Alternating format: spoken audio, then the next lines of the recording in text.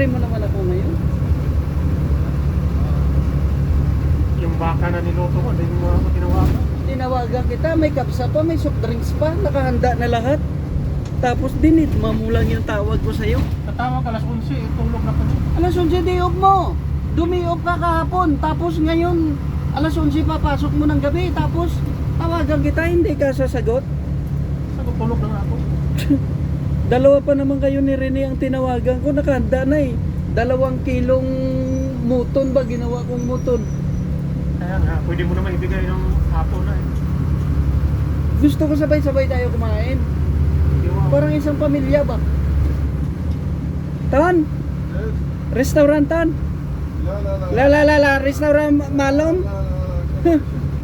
Inta malom? La. Restaurant kami ngayon tan. Kakain tayo ng masarap. Soft drinks ka! May acid na nga po eh. Hindi ka nagsusoft drinks eh. Lugi ka sa hatian natin. Soft drinks. May acid na po. Alak na, tinigilan ko na. Ano kami guys? Kakain gabi. Tan! Kakain ni si G oh. Kakain ka rin siya? Ilang gulay? Doon gulay oh. Tan! Gulay ito eh.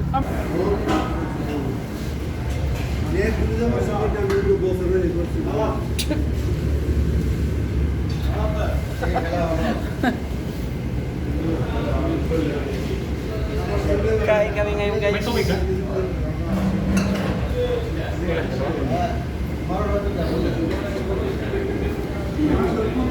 Ay, wa malum ha?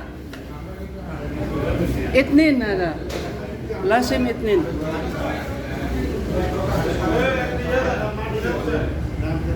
Ayan yung order namin.